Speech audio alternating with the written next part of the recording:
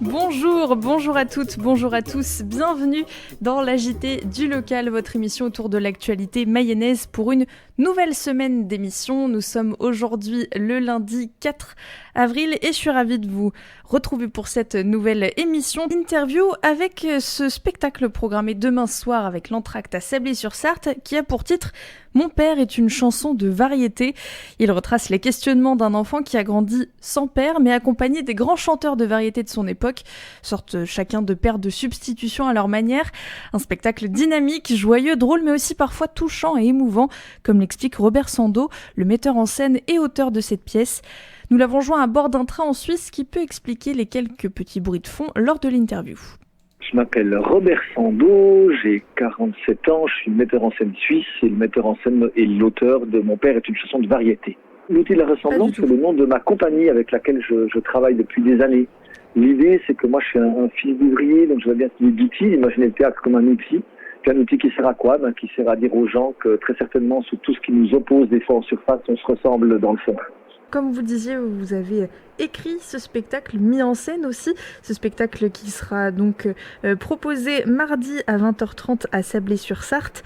Un spectacle très personnel, vous parlez de biofiction, c'est ça ?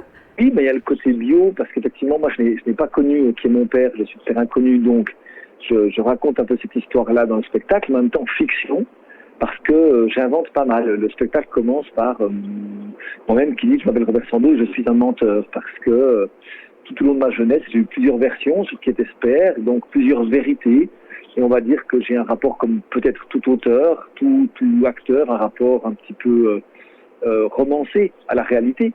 Et donc, dans ce spectacle, il y a beaucoup de faux, il y a beaucoup d'inventions, beaucoup de choses qui permettent aussi à cette bio d'être très populaire et très accessible à tous. Je ne voulais pas faire un spectacle centré sur moi. Je n'ai pas cette prétention. Alors, il y avait besoin de mettre des chansons de variété, des portes d'accès universelles pour que tout le monde puisse entrer dans ce spectacle. Peut-être qu'effectivement, on peut dire tout simplement l'histoire de ce spectacle. Donc, même si le titre est déjà assez évocateur, Mon père est une chanson de variété. Robert, qui a grandi sans savoir qui est son père et qui a été mené en bateau avec plusieurs versions différentes par sa mère sur ce qui s'est passé. Et puis, parallèlement à ça, comme il ne connaissait pas son père, il a écouté la radio énormément, puis il a été élevé par les chansons de variété. C'est-à-dire qu'il a appris à draguer avec Jean-Jacques Goldman, il a appris la philosophie de la vie avec Joe Dassin, il a appris l'humour peut-être sans le faire exprès avec Michel Sardou, qui l'a beaucoup fait rire, donc je ne sais pas comment dire, il y a Claude François, il y a tout ça qui sont devenus comme des pères de substitution. Et donc c'est à la fois comme un grand karaoké, parce que les gens depuis leur siège sont invités à chanter avec nous parce qu'on diffuse les paroles. Et puis on fait le grand écart entre de la chanson de variété, un côté populaire, un côté drôle, puis un côté, je dirais, tendre, parce que cette histoire entre Robert et sa maman, elle est touchante, j'espère. Le lien entre la variété, les chansons de variété et une histoire plus personnelle, il s'est fait très spontanément pour vous ? Non, pas du tout. Moi, j'ai pas été traumatisé de ne pas connaître mon père. C'est vraiment une question qui est venue sur le tapis quand ma fille, à moi, a commencé à me poser des questions sur pourquoi je n'avais pas de père. Et quand je lui ai dit, tu sais, mais on peut grandir sans père, il n'y a pas de souci, c'est pas un problème. Elle n'a pas compris, quoi. Elle s'est dit, il est fou. Mon père me dit qu'il sert à rien. Et donc, il y avait ça qui était dans l'air du temps, ce rapport au fait que j'ai pas de père, et puis j'ai mélangé ça avec ma passion pour la variétologie, pour les chansons de variété. Moi, j'adore écouter ces textes, dire mais de quoi parle Claude François, de quoi, et puis la musique entraînante, populaire. Moi, je pense que tous, on a un rapport avec ces chansons de variété. On a la chanson qu'on aimerait diffuser à son enterrement, on a une chanson qu'on écoutait quand on était petit qui nous a marqué, il y a une chanson de notre mariage, on a des souvenirs émotionnels avec la chanson de variété. Et aussi, comme vous disiez, il y avait vraiment aussi cette notion, alors qu'on peut retrouver dans d'autres genres musicaux évidemment, mais de texte et d'universalité qui parle à tout le monde. C'est ça. Une chanson de variété, c'est dire en 3 minutes ce que des gens n'arrivent pas à dire toute leur vie, en fait. Toute leur vie, dire je t'aime, dire je tiens à toi ou tu m'as blessé. Donc c'est un condensé de vie, c'est accessible à tous. Une chanson de variété, tout le monde en comprend les paroles très très facilement. Et je pense que c'est un grand art et puis que c'est un art aussi très français. Je pense qu'il n'y a que la France qui a inventé des musiques très chatoyantes, très dansantes pour y mettre des textes très tristes dessus. Claude François, c'est incroyable. Tous les textes de Claude François sont très déprimants, avec une musique hyper chatoyante. À l'heure actuelle, Stromae, finalement, c'est un peu la même recette. Donc c'est intéressant, ce style français du sujet sérieux, résumé en 2 minutes sur une musique pour danser. Est-ce que c'est vraiment à l'image du spectacle, c'est-à-dire que il y a pas mal de musique, ça va être assez joyeux, mais aussi avec des thèmes peut-être plus sombres abordés? C'est un spectacle qui est très dynamique parce il y a du chant, il y a de la musique. Je suis avec Adrien Guigac sur le plateau qui lui apporte vraiment un côté d'humour, de rythme. Puis c'est effectivement comme ça parsemé de petits moments plus tendres, plus touchants, puis qui nous amènent jusqu'à un paroxysme parce que finalement un spectacle sur mon père absent, c'est un spectacle sur ma maman. Et donc sur comment avec ma maman on a géré ou pas géré, puis quelle est ma relation. Donc c'est vraiment un spectacle sur la famille, sur la lien de filiation. Il n'y a pas besoin de ne pas connaître son père pour venir voir le spectacle. Vous disiez être deux sur scène, l'autre personnage, qui est-il? Alors, l'autre personne sur scène, c'est Adrien Guigac, c'est un complice dans la vraie vie depuis très longtemps, quelqu'un qui m'aide à écrire tous mes spectacles. Mais sur le plateau, c'est un fan de Claude François, qui veut absolument m'aider à raconter mon histoire, puis qui lui veut que ça soit entraînant, quoi. Il veut pas que le public s'ennuie. Donc chaque fois que je suis un petit peu trop tendre, chaque fois que je m'apitoie sur moi-même, il intervient. Et ça c'est pas mal parce que ça évite que ce soit un thème aussi personnel, le projet devienne condescendant. Donc il y a vraiment effectivement ces deux personnages sur scène. Ce spectacle-là, est-ce qu'il a déjà, j'imagine, un petit peu tourné? Quelles sont les réactions du public en général à l'issue?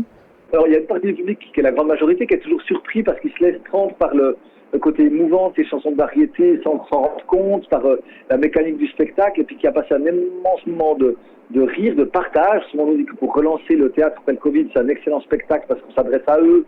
Il y a une espèce de symbiose avec la salle. Il y a des retrouvailles aussi avec ces vieilles chansons. Puis il y a une petite partie qui vient des fois me trouver en disant c'est vrai que moi aussi j'ai eu du secret de famille. C'est vrai que moi aussi, ma relation avec ma mère n'a pas été facile, ou ma relation avec mon père. Et puis je suis très surpris de ça. Parce que moi, je voyais plutôt la portée générale de ce spectacle. Et j'ai pas senti que finalement, on était peut-être aussi tellement nombreux à se poser ces questions-là.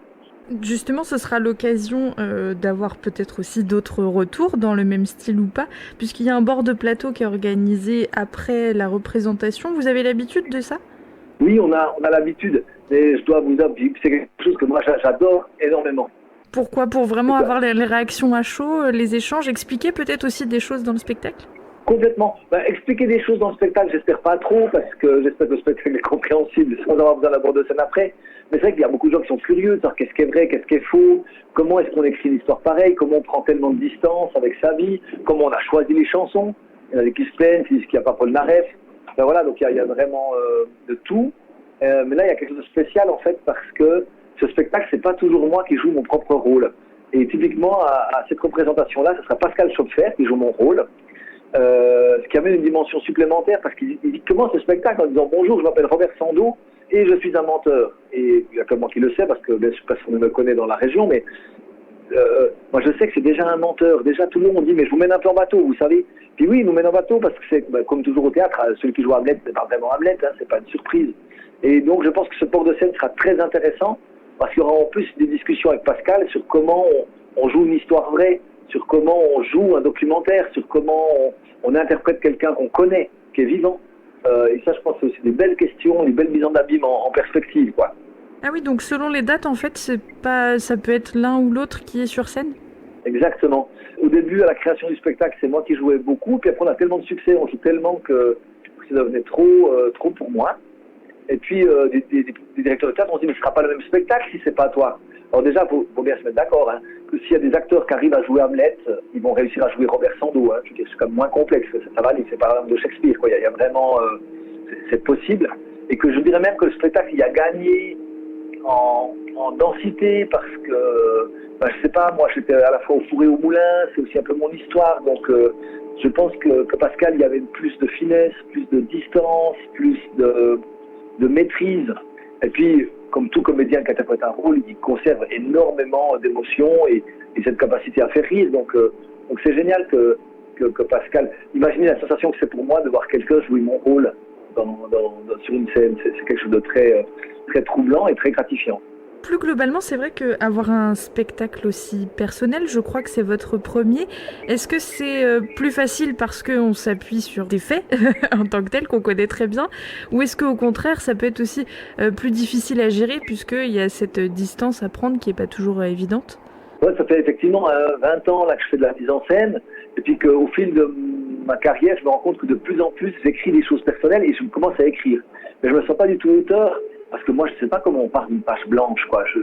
Moi, j'aime bien partir des contraintes, et donc tous les textes que j'ai écrits, souvent, pour l'instant, ont un personnage principal qui s'appelle Robert, comme moi, et puis c'est une transcendance, ça mène beaucoup plus loin, je romance, je rends beaucoup plus intéressant ma vie. Donc c'est vrai que je me sens pas créateur qui part de rien. Mais non, mais c'est chouette de partir de qui on est, de partir de ce qui nous arrive, parce que ça fait une bonne matière. Moi, je pense que la vie est sublime. On oublie des fois de la regarder sous le bon angle, on oublie d'être surpris. Et ce travail-là de réenchanter la vie en la romançant et en la mettant sur scène et partager ça avec les gens, c'est un magnifique métier. Vous disiez aussi que ce spectacle avait déjà pas mal tourné. Est-ce que vous êtes déjà venu dans l'ouest de la France ou pas du tout ? Oui, on est venu dans l'ouest de la France. On a pas mal fait de dates entre Nantes et la Normandie, en fait. On y revient encore à la fin du mois de mai. Donc, c'est une région qui a fortement bien accueilli ce spectacle. On a des très bons souvenirs dans plein de villages. Alors nous, on fait plutôt effectivement des villes et des villages que des grands centres urbains. Pourquoi ? Je ne sais pas. On n'a plus à ces théâtres-là, on n'a plus à ces réseaux-là, puis on est super heureux. Moi, je bosse ma géographie nord-ouest de la France, comme ça, c'est superbe. Et donc, peut-être première fois en Sarthe, pour le coup ? Ce n'est pas la première fois en Sarthe, ça j'en suis sûr. Je suis sûr qu'on est déjà venu en Sarthe. Maintenant, quel village on a fait qui était déjà en Sarthe ? Mais je relève volontiers le défi d'un quiz, géographie France, géographie Suisse. Alors, pas de quiz au programme demain, mais la représentation à 20h30 à l'espace Madeleine-Marie à Sablé-sur-Sarthe. Les places sont comprises entre 9 et 16 € à réserver par téléphone au 02 43 62 22 22 ou bien par mail à billetterie@l'entracte-sablé.fr.